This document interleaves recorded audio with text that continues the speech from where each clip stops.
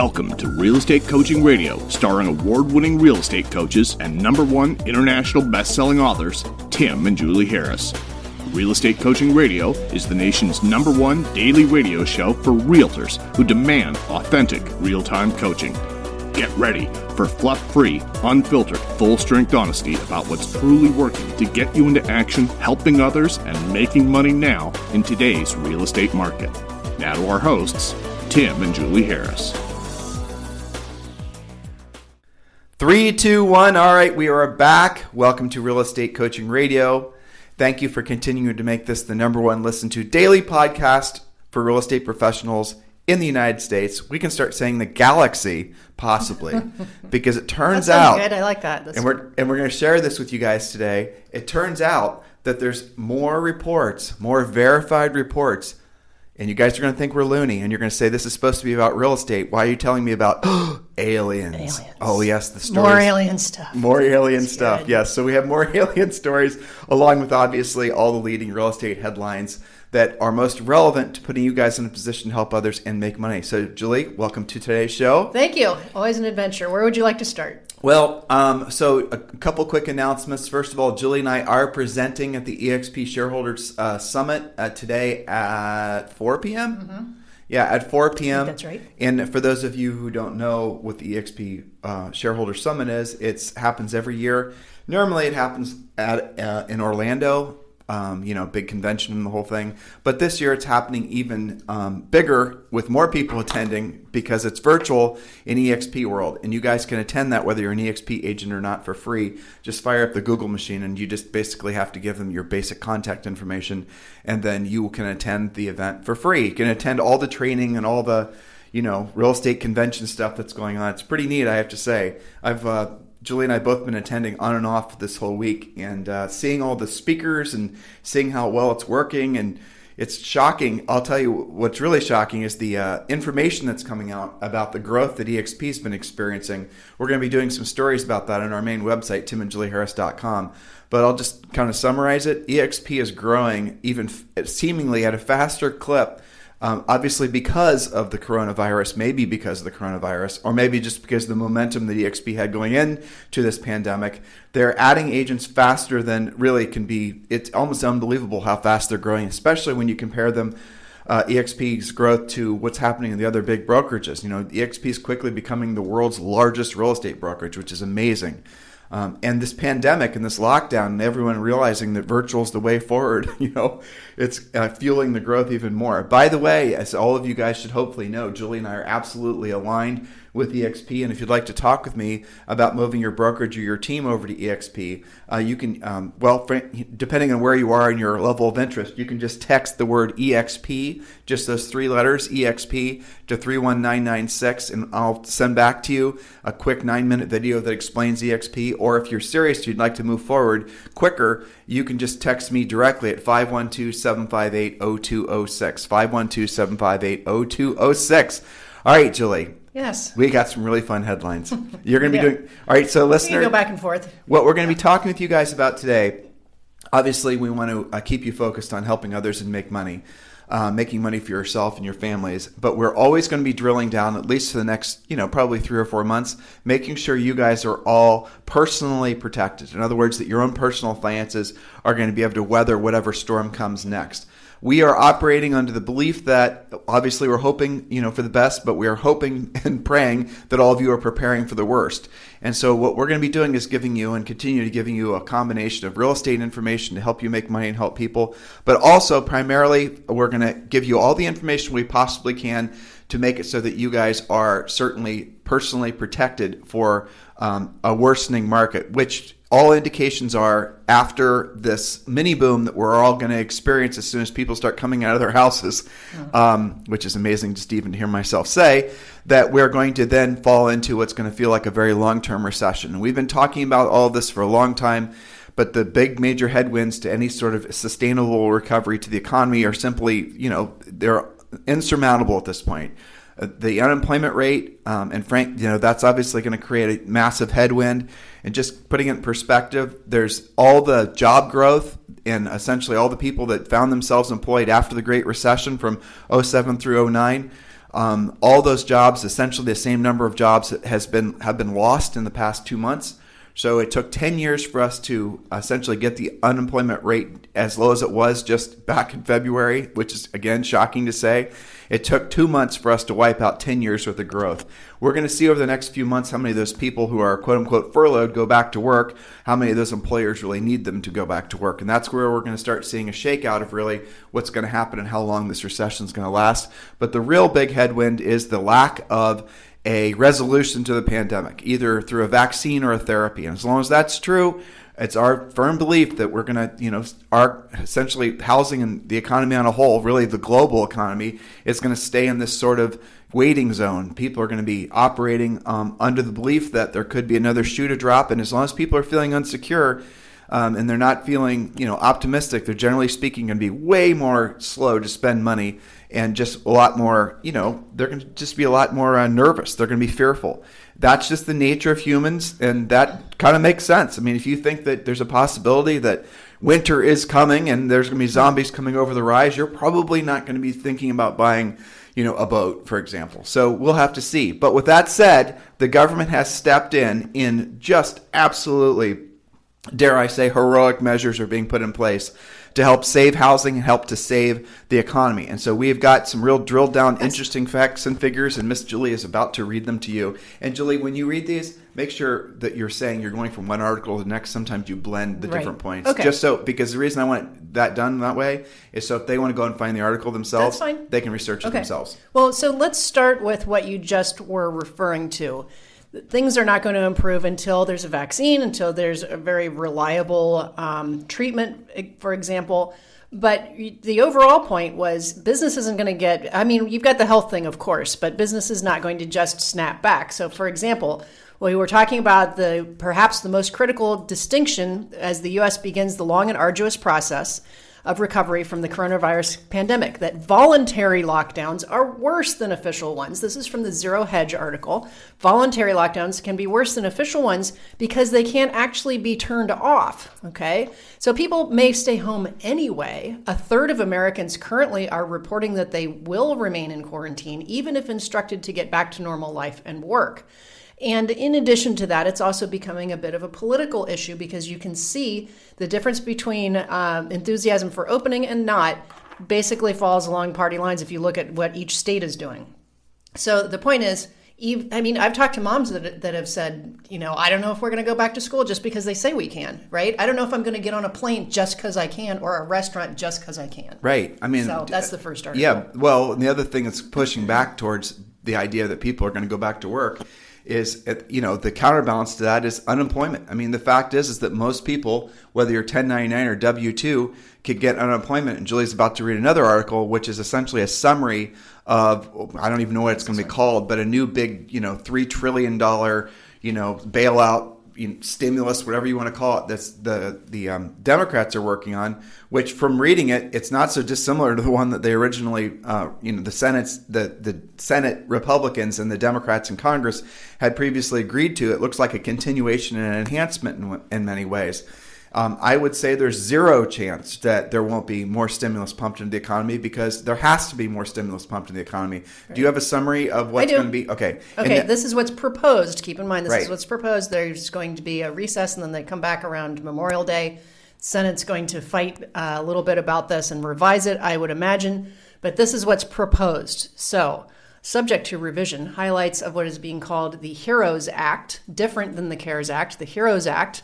$915 billion to state and local governments. I'm going to skip some of these and do the housing or our listener-related ones.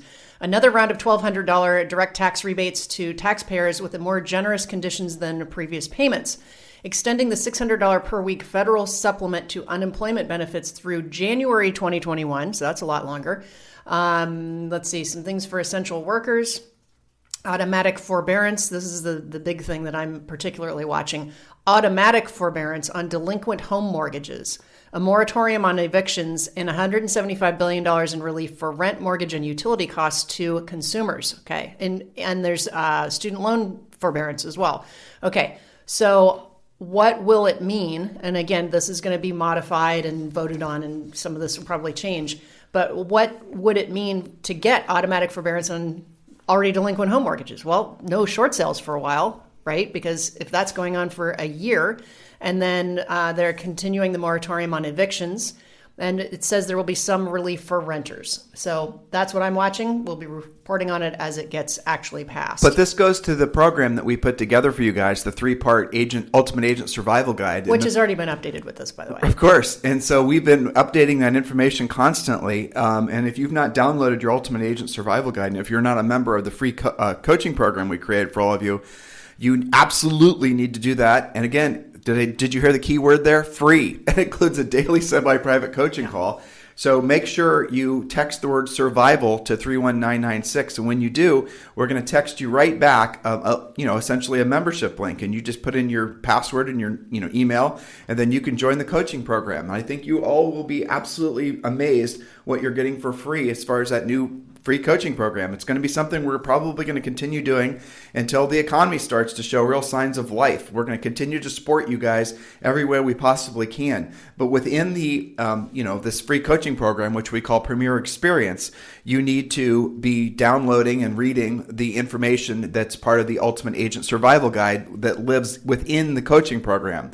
The Ultimate Agent Survival Guide is going to tell you how to essentially take advantage of all these government bailout programs. Thanks to all of you, and we've been getting so many, frankly, I can't even read them all, people who are thanking us and, for giving them this information 60 days ago, because now they're getting their PPP loans. Maybe they have their mortgages on forbearance. You guys are not going to feel confident to go out there and basically be real estate professionals, let alone learn new skills that this new market's going to require if you're so busy worrying about your own personal finances. So do the right thing. Take full advantage of all these government programs. We've already shortcut the learning path for you. All you got to do is text the word survival to 31996.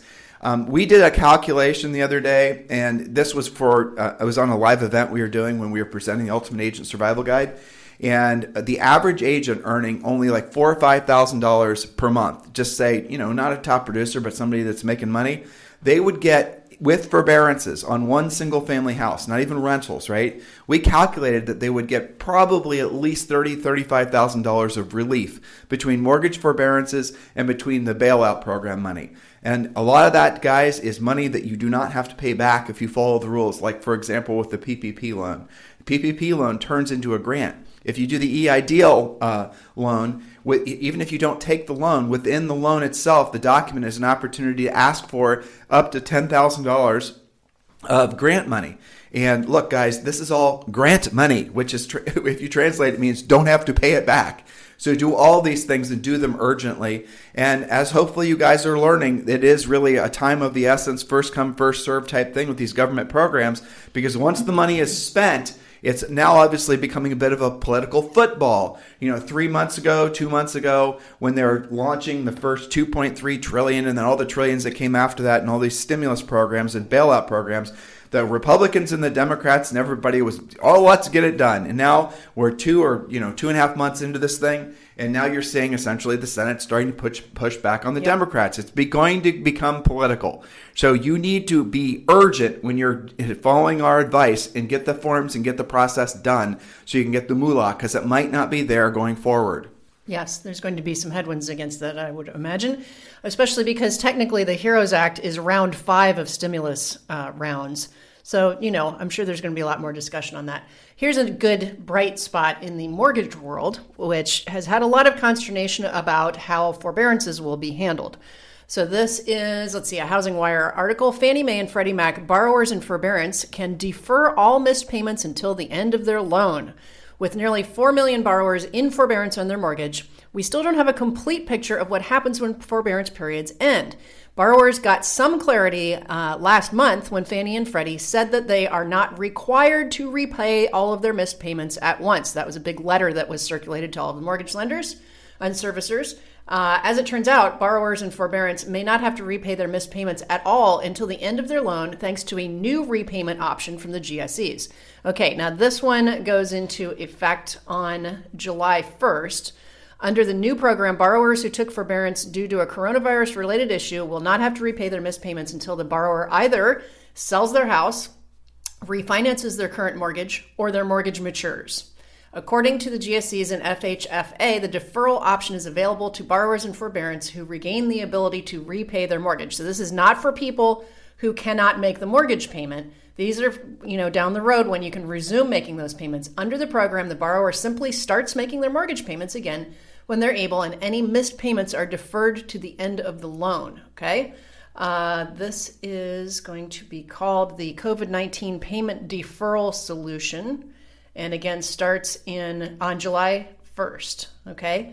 So again, the confusing part, they are, quote, offering the option. It still has to be, go through the process and actually take place. So that's something to keep an eye on. That's a bright spot in trying to make the whole forbearance thing a lot smoother. Again, forbearances can be obtained on your principal residence. They can be obtained on your rental properties. And if you guys were looking, we've been saying this the last 2.5 months, but it's so true. If you're looking, you have no problem with your cash flow, everything's great, you have plenty of steaks in the freezer, plenty of savings, everything's going good. You have no guarantee what 6 or 7, none of us do, right? What the economy is going to be like going forward after the mini boom that's going to happen. So do the right thing, hoping for the best and be prepared for the worst. Put all of your mortgages in forbearance. You can still collect rent while the mortgages are in forbearance. That's something you cannot. You still can make money off your rentals, and you're not. Now, remember, and Julie and I aren't quite sure about this, you're still going to have, obviously, your property tax that you're going to have to pay and all those types of things. So in the renters are looking as if there's going to be a bailout program for renters. And the problem is a lot of renters are going to figure out in major cities like, frankly, the coastal cities, they're absolutely going to organize and are organized rent strikes. You're going to see all kinds of craziness that are going to come as the unemployment rate does not drop. That's when you're going to see some real extreme behaviors come out of people and measures come out of the government. Both sides will overreact. People will get a little nutty when unemployment is super high, and then you're going to see the government's basically going to get a little nutty with its bailout programs, and that's where the whole thing really starts to come unglued. So unless there's a quick snap back in the economy, which is pretty much, only a few on the fringe or even suggesting there's a V-shaped recovery. Remember all that banter, listeners, 2 months ago, 3 months ago? All these real estate professionals and the economists were rolling out saying a V-shaped recovery, and Julie and I just used common sense looking at the rising unemployment numbers, and it doesn't even take a rocket science. Julie and I are at best amateurs at this information. We're learning it as you guys are learning it. We're certainly not economists, but we have something called common sense. Common sense told us there was no V-shaped recovery.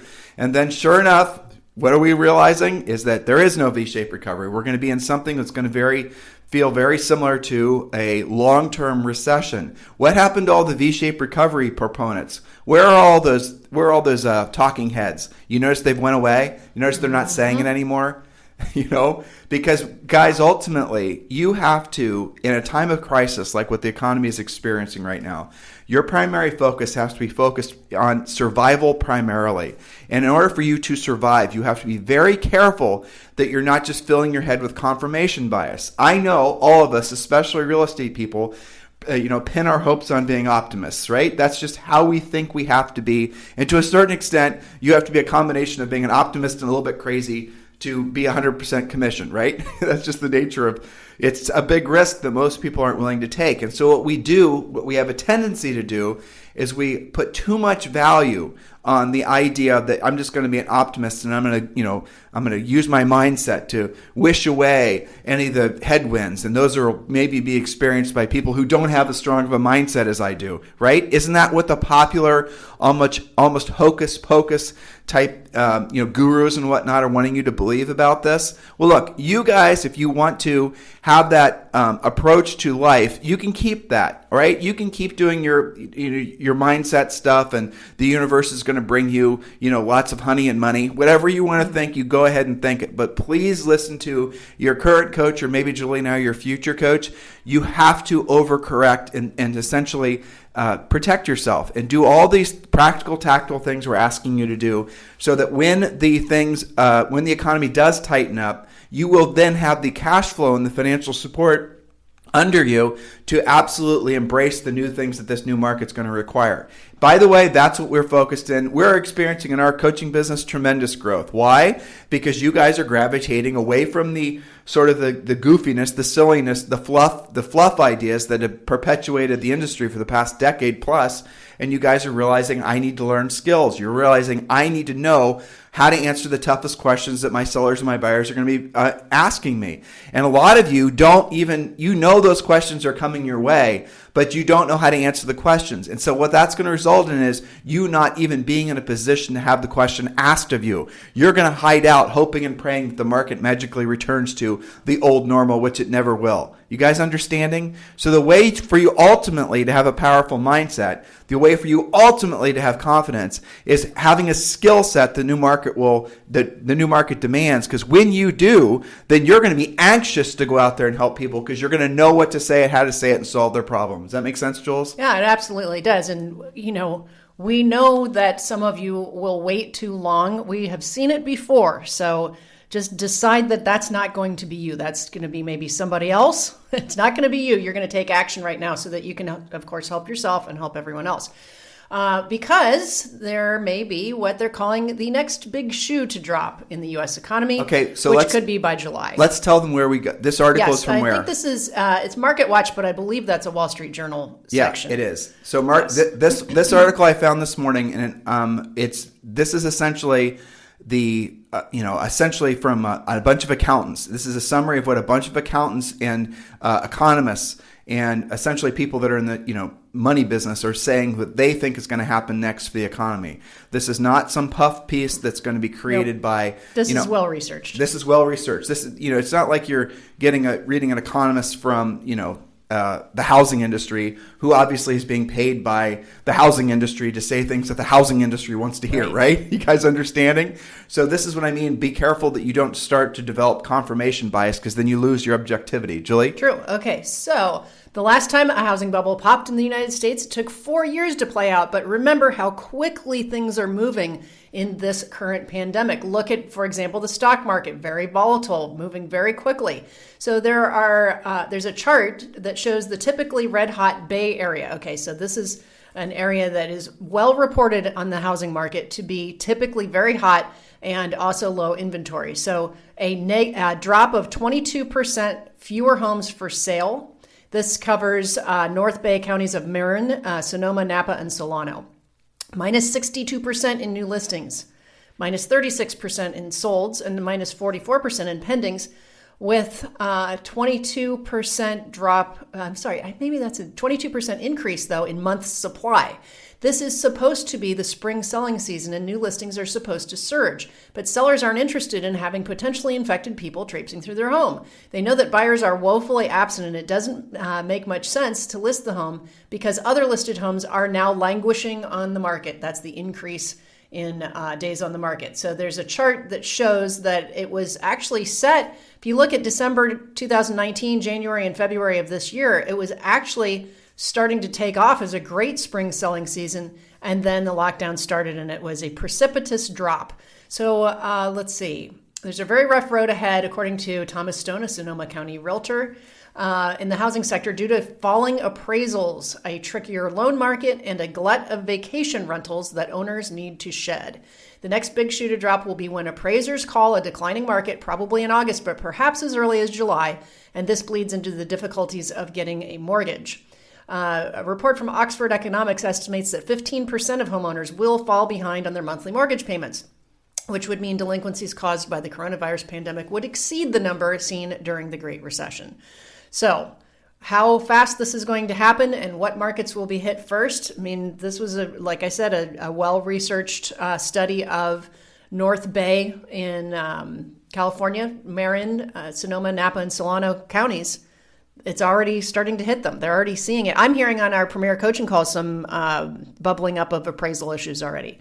So that's an early warning sign. And the counterpunch to that, obviously, is going to be all these programs that are out there, forbearances, right? So that's when the mortgage, when the distressed real estate starts to basically be viable again. Trust me, guys. Julie and I are going to be the first to tell you about it. But we don't think that's going to be anytime soon. And by not anytime soon, honestly, we're talking about more than a year. And what could happen, this is what Julie and I are very, very hopeful for, but this is also incredibly unlikely.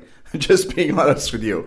But this is what we're hoping for. We're hoping that all of these government programs, and there's going to be more of them and more of them and more of them. All the government programs basically offer a stay of execution to what otherwise would be a very precipitous drop in home values. We don't want massive depreciation in real estate. Neither do you guys. That's really scary, and the hardship that people will experience, that will last a lifetime, especially considering how high the prices have inflated during the last run-up.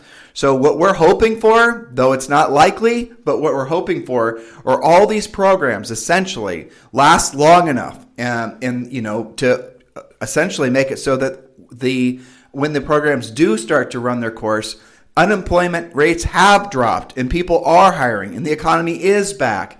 But I'm not sure you can have this much government, money printing, the Fed printing so many trillions of dollars and having a recovery. I don't know if those things can happen concurrently, and nobody does, and neither does anybody else. And Julie and I have been reading and researching and talking to people constantly about what they think is going to happen at the tail end of this.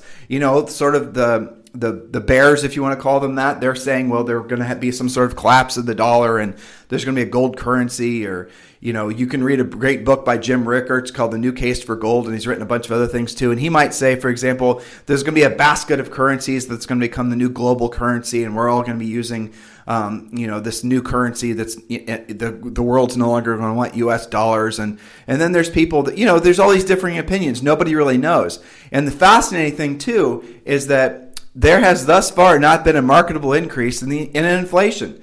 Now, there's increases in consumer goods like food and whatnot, but that's more of a supply chain issue because of the coronavirus. But has there been a real dramatic increase in the cost of just normal things? No. So if there was the first sign that you're going to have any kind of real headwind to the amount of money that the Fed is printing would be inflation, and no inflation, no real increase in inflation. And the Fed's even saying it hopes there's going to be some inflation. So we're watching all this, and we're going to tell you. And if there is, when we see which version of the future is going to play out, or most likely going to play out, we're going to start telling you, and we're going to start telling you how to be prepared for it. Because there are paths forward for success in helping people make money, no matter what happens to the economy, no matter what happens with interest rates, no matter what happens. Oh, and Julie didn't go to that alien story. She'll tell you guys about that tomorrow. I'll summarize it. More information coming out that there are unidentified flying objects that are indeed in the skies, and the Navy has this, and the government has been keeping, and this isn't some conspiracy thing either, guys.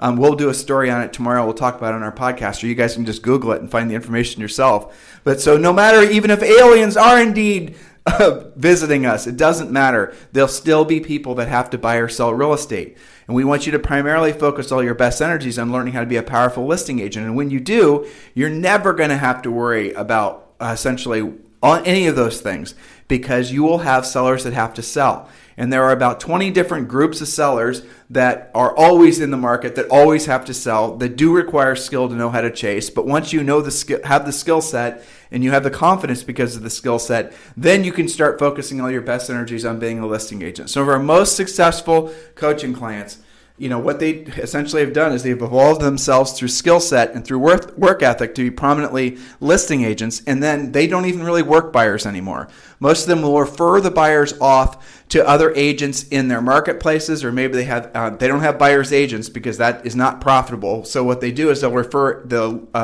buyer leads out to agents. Maybe they have a small referral group in their own community, and they'll charge 25 or 35% depending on the price point. That's the model we suggest all of you have, versus having a big team where you have a bunch of inefficiency from buyers agents who are just waiting around for leads all day, and you have to buy them, and you're having to have this hungry bird adult daycare situation that has this whole team concept too. And I'm not going to go down that rabbit hole today, but the whole team concept, guys, has proven to really be a great way to lose a tremendous amount of money, similar to a broker, frankly. Another great way to lose a tremendous amount of money. By the way, brokerages used to be a great business, fantastic business. And by the way, running a team back in, say, for example, the 90s or the early 2000s, up until about 2007 was a fantastic business. And then all the lead buying started. And then all the teams thought they had to buy leads for their agents.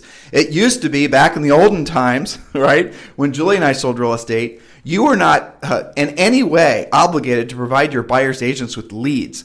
You would help them and give them a supportive structure and training to learn how to generate their own leads, and then maybe do open houses and things of that nature. But you sure as heck weren't buying them leads.